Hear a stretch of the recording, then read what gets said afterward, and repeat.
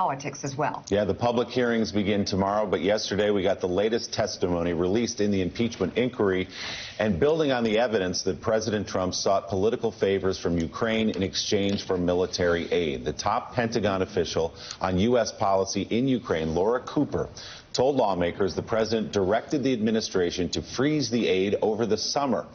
Cooper said when officials learned about it, quote, there was not an understanding of how this could legally play out. She also told lawmakers about a conversation with the then U.S. envoy to Ukraine, Kurt Volker, that the aid would be released if the government of Ukraine issued a statement disavowing interference in the 2016 election and committed to prosecuting anyone involved.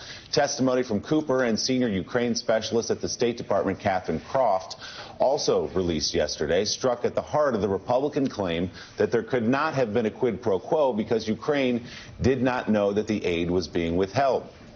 Cooper told lawmakers, quote, I knew from my Kurt Volker conversation and also from sort of the alarm bells that were coming from Ambassador William Taylor and his team that there were Ukrainians who knew about this. And Croft told lawmakers that she received 2 separate calls over the summer from alarmed Ukrainian diplomats asking why the aid had been frozen before it was publicly reported. She testified, I remember being very surprised at the effectiveness of my Ukrainian counterparts' diplomatic tradecraft, as in to say that they found out very early on or much earlier than I expected them to. So, Steve Schmidt, this underscores a New York Times report from a couple weeks ago that had documents showing that, yes, in fact, Ukraine knew earlier in the summer that this military aid was on hold. One of the arguments we expect to hear from Republicans in these open hearings is that on that July 25th phone call, Zelensky didn't even know that the aid was being withheld. That's patently untrue based on this testimony and documents we've seen. I think what we're going to see when we begin to see this, or the American people will see when this begins to play out publicly, is an act of corruption unprecedented in its magnitude and its severity. What we see is the President of the United States extorting a foreign head of state, withholding congressionally approved military assistance to a nation that has a hot war with the Russians on the Eastern Front for the purposes of getting dirt on the president's political opponent. There has never been, in the entire post-World War II period of history, from Truman through Obama until Trump, there has never been an act of corruption by an American president quite like this. It is wait a second, Steve. I'm confused. Hold on, Steve. I'm very confused. Steve Schmidt. Go ahead. Yep. Steve Schmidt. I'm confused. I'm very confused. I'm sorry to interrupt you. It's just not like me to do that. No, sir. But you say that this is the first time this has ever happened, and yet Republicans, our former party, members of our former party, they're going on TV telling Americans that this happens all the time. This is what presidents do. What would you say to those Republicans who are lying to the American public, who are suggesting that every president before the 45th was just as corrupt as Donald J. Trump? Well, I would say to them, like I would say to my young teenagers, stop it. Stop. Stop lying.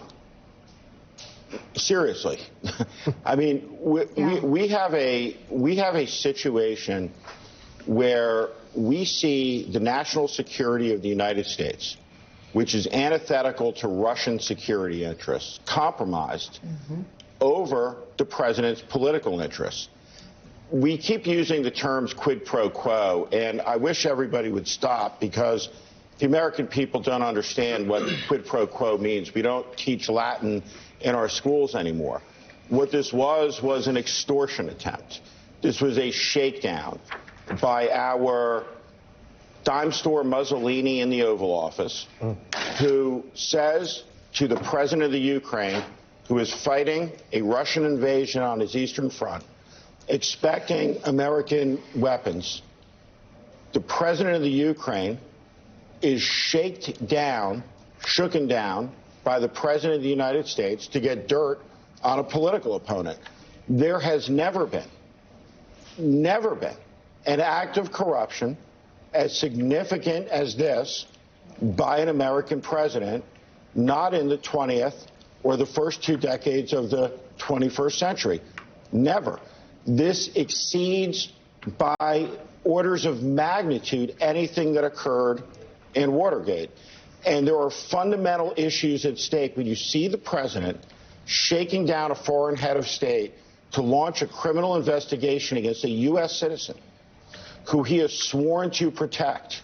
We are in uncharted territory, and the behavior of the Republicans in Congress, apologists for this, for it is just, it's unspeakable. So, Chris, witness after witness after witness has sat in a deposition room, has sat in the skiff in the basement of the Capitol and provided evidence for what Steve just laid out. He makes the top line claim about what he saw. They're telling this story again and again and again. And what we expect to hear in these open hearings from Republicans, we're getting some window into their strategy.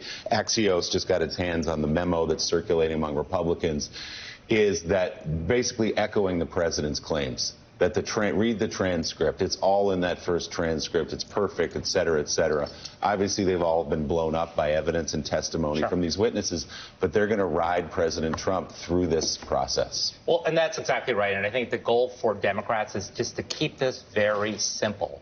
You know, let's contrast this with Watergate. Watergate finally ended when Nixon released the smoking gun tape. The smoking gun tape was the transcript of the July 25th call. So from day one, we have known the broad outlines of what this looks like.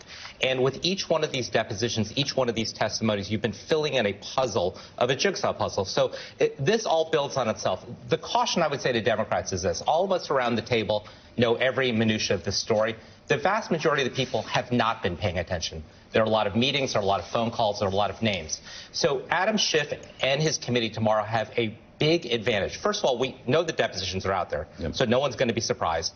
And because of the way the rules have been changed, the Democrats will have 45 minutes of uninterrupted questions. So between Bill Taylor's 15-minute opening, probably, 45 minutes of opening questions, that's 1 hour to tell a coherent story. And that'll be crucial because that's really where the American people will be focused. There are going to be a lot of histrionics and a lot of game playing on the Republican side. Just ignore that. Use the first hour. Tell a coherent story to the American people.